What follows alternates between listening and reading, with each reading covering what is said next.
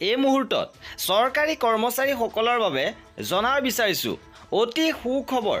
কৰ্মচাৰীসকলৰ দৰমহা বৃহৎ পৰিমাণে বৃদ্ধি পাব। নতুন পে মেট্ৰিক্স মতে কিমান দৰমহা বৃদ্ধি পাব, সবিশেষ খবৰৰ বাবে ভিডিঅ'টো প্ৰথমৰ পৰা শেষলৈকে চাই থাকিব।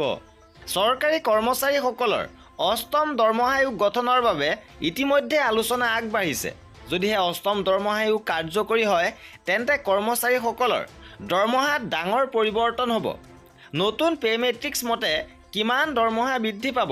সপ্তম দৰমহা আয়োগৰ অধীনত কৰ্মচাৰী মৌলিক দৰমহা 18,000 টকা। দৰমহা নিৰ্ণয় কৰাত ফিটমেণ্ট ফেক্টৰে মুখ্য ভূমিকা পালন কৰে।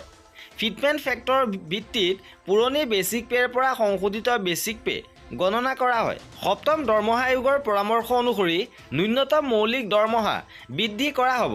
ফিটমেণ্ট ফেক্টৰ 2.57 গুণত ৰখা হৈছিল আৰু ইয়াৰ ভিত্তিত কেন্দ্ৰীয় কৰ্মচাৰীসকলৰ দৰমহা সংশোধন কৰা হয়। এই পৰিসংখ্যা যদি আমি চাওঁ তেন্তে ন্যূনতম মজুৰি বৃদ্ধিৰ কথা সপ্তম দৰমহা আয়োগত দিয়া হৈছিল। ইপিনে ইয়াৰ ভিত্তিতে মৌলিক দৰমহা 18,000 টকালৈ বৃদ্ধি কৰা হ'ল আৰু 8 পে কমিশ্যনত ফিটমেণ্ট ফেক্টৰ 3.68 গুণলৈ বৃদ্ধি কৰিব পৰা যাব বুলি আলোচনা কৰা হৈছে। এনে পৰিস্থিতিত ন্যূনতম দৰমহা 18,000 পৰা 26,000 টকালৈ বৃদ্ধি পাব পাৰে। আৰু এনেধৰণৰ খা খবৰৰ বাবে আমাৰ চেনেলটো ছাবস্ক্ৰাইব কৰি ৰাখিব। ভিডিঅ'টো শেষলৈকে চোৱাৰ বাবে বহুত ধন্যবাদ।